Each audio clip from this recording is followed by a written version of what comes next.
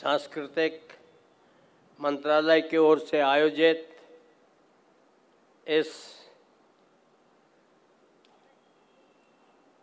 राष्ट्रीय संस्कृति महोत्सव के अवसर पर अपने मध्य में हमारे केंद्र के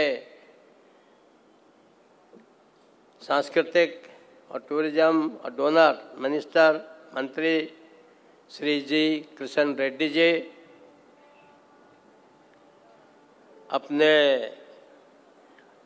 प्रखर वक्ता यहाँ के बड़े नेता हमारे यहाँ के संस्कृति मंत्री श्रीमान सुधीर मुनगंटीवार जी, अपने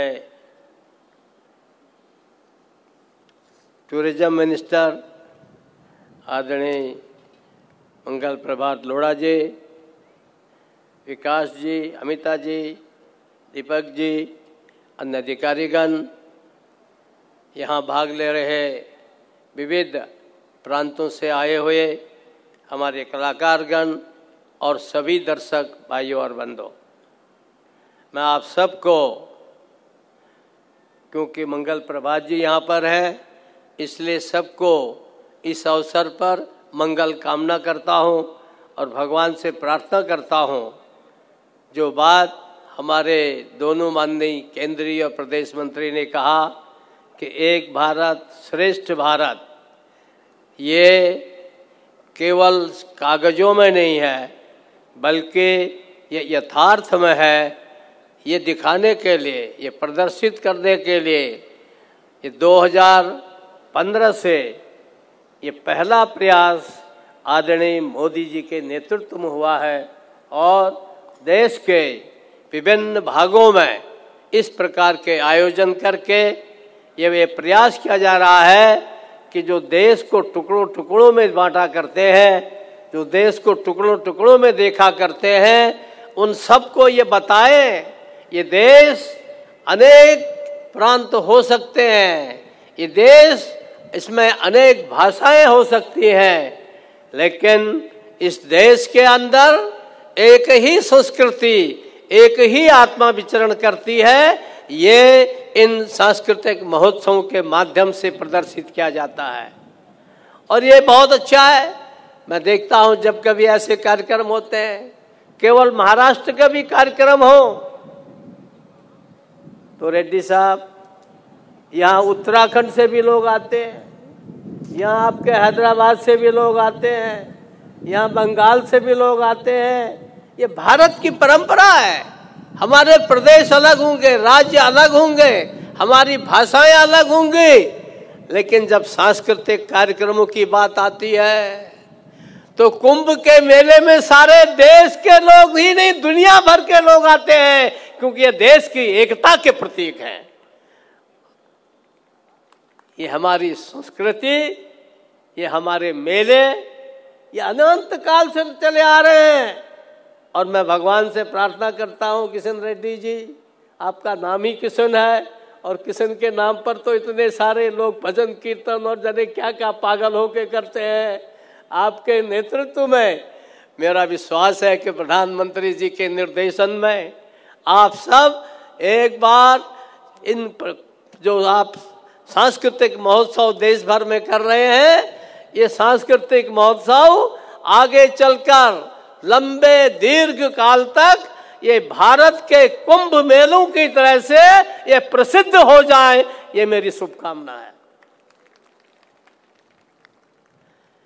क्योंकि हम बीच में अपने को भूल गए, हमको भुला दिया गया। ये छत्रपति शिवाजी महाराज की भूमि है, कर्म भूमि है। उनका नाम दिल्ली की सड़कों में कम होगा। उस जमाने की सरकार की बात कर रहा हूं, लेकिन जिन्होंने देश को गुलाम बनाया, आजादी के 60 साल बाद भी उन्हीं की नाम की सड़कें बनती गई। राणा प्रताप और शिवाजी महाराज तो नाम दिखते ही नहीं थे। लेकिन एक बार आज प्रधानमंत्री नरेंद्र मोदी जी के नेतृत्व में ये हमारा सौभाग्य है कि हम सबको एक बार अपना सर ऊंचा उठा करके चलने का अवसर मिल रहा है। और आज यही कारण है, ये सांस्कृतिक हमारी जो शक्ति है, हमारे प्रधानमंत्री मोदी जी के साथ जो सांस्कृतिक उनकी ताकत है। कल्पना करिए कि एक प्रधानमंत्री एक देश का एक आह्वान करता है कि 21 जून को योग दिवस मनाया जाएगा, तो सारा देश, सारे दुनिया के देश कहते हैं हम भी योग मनाएंगे।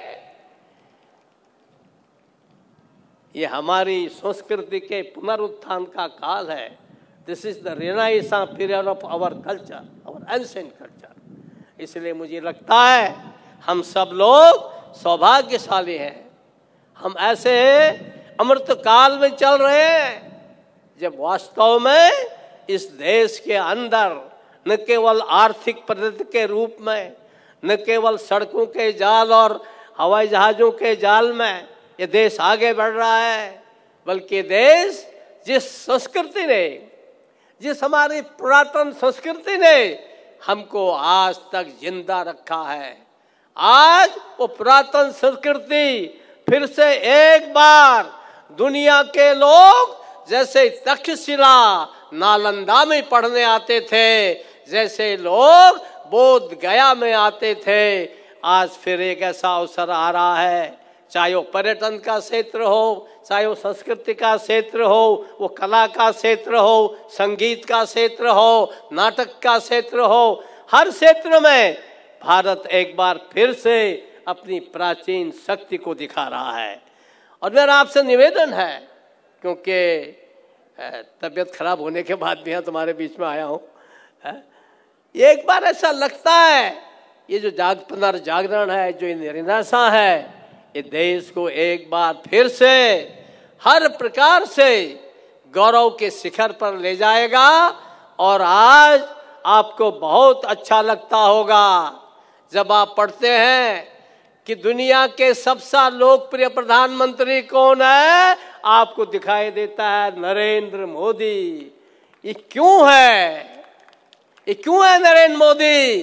वो नरेंद्र मोदी इसलिए है, पहले भी प्रधानमंत्री थे, नेहरू जी भी बहुत बड़े आदमी थे, लेकिन प्रधानमंत्री नरेंद्र मोदी आज नंबर 1 इसलिए है कि उनकी जड़ें, उनकी आत्मा, उनके रग रग में भारतीय संस्कृति है। और उस भारतीय संस्कृति के कारण से वो आज सारी दुनिया में हमारे देश का नाम ऊंचा कर रहे हैं। मेरा आपसे निवेदन है, मैं जगह जगह जाता हूँ इस प्रदेश में, हर डिस्ट्रिक्ट में, अनेक गांवों में मुझे घूमने का मौका मिला, अनेक आदिवासी क्षेत्रों में मुझे जाने का मौका मिला। और ये प्रदेश निश्चित रूप से ये केवल ये आर्थिक बोला जाता है, ठीक है, दुनिया अर्थ की है और अर्थ तो बड़ी चीज है ही है। अब मैं मुस्लिम भले कमजोर हूँ, लेकिन ये जो आर्थिक है, आर्थिक का अपना महत्व होगा, पर जो स्थायी चीज है, चिरस्थायी चीज है, जिसने हमको जिंदा रखा है, महाराष्ट्र को महाराष्ट्र बनाया है, तो वो हमारे संत, चाहे ज्ञानेश्वर जी हों, तुकाराम जी हों, रामदास जी हों, कितने हैं। ये संतों की भूमि कहलाती है। और उन संतों की भूमि से जब हमारे वारकरी जाते हैं, पैदल जाते, चले जाते, जा रहे पंढरपुर जा रहे, विठोबा जी के दर्शन करने जा रहे, यही तो हमारी संस्कृति है। और इसीलिए इस संस्कृति का हम सब लोग गुणगान करें। हमारे जो आर्टिस्ट हैं, हमारे जो कलाकार हैं, उन्होंने हमेशा संस्कृति को जिंदा रखा है। मैं उन सब कलाकारों का, वो चाहे महाराष्ट्र से हों, चाहे आंध्रा से हों, चाहे छत्तीसगढ़ से हों, उन सब का अभिनंदन करता हूँ। सचमुच आप लोग वंदनीय हैं, पूजनीय हैं, आपने हमारी संस्कृति को जिंदा रखा है, आपका मैं अभिनंदन करता हूँ। और आप सबसे ये अनुरोध करता हूँ कि यहाँ जो हमारी कला, चाहे वो शिल्प कला हो, चाहे मंच पर दिखाने वाले हमारे नृत्य कला हो, संगीत कला हो, अन्य कलाएं हैं, अलग अलग 5-6 प्रदेशों से हमारे सब लोग आए हैं। मुझे लगता है आप सब लोग उस सब का बहुत सुंदर ढंग से उसका उपयोग करेंगे। आगे और भी अधिक संख्या में यहाँ प्रतिदिन लोग आएंगे। मैं भारत सरकार के मंत्री जी को, उनकी हमारी सेक्रेटरी है अमिता जी, बहुत बार मेरी उनसे बात होती है अपने मीटिंगों में। सामने तो नहीं हुई, मेरे ख्याल से केवल दूरदर्शन पर ही हुई, वर्चुअली मीटिंग हुई। तो वो वर्चुअल मीटिंग पर अमिता मिलती रहती हैं, तो बड़ी सुलझी हुई अपना जॉइंट सेक्रेटरी है। मुझे लगता है कि निश्चित रूप से आप सबके अधिकारियों के, आप सबके साथियों के सहयोग से हमारा ये जो सांस्कृतिक मंत्रालय है, हमारे महाराष्ट्र के भी गौरव को बढ़ाने में और महाराष्ट्र को भी यहाँ की जो कुछ थोड़ी बहुत आवश्यकताएं हों, क्योंकि मेरे सामने खिरवड़कर जो हमारे डायरेक्टर हैं अपनी आर्थिक मजबूरियाँ, अपनी मांगें रखते रहते हैं। तो आज मंत्री जी से निवेदन करूँगा कि इनकी जो भी मांगें हैं उन मांगों को भी अगर आप पूरा करेंगे तो महाराष्ट्र संस्कृति में के क्षेत्र में और दिन दूनी रात चौगुनी उन्नति करेगा। और आप एक बार फिर से आप यहाँ आए, आपने ये सुंदर आयोजन किया, मैं इसके लिए आपका अभिनंदन करता हूँ। और सभी दर्शकों को, कलाकारों को, शिल्पकारों को, उनको भी प्रणाम करता हूँ। जय हिंद, जय महाराष्ट्र।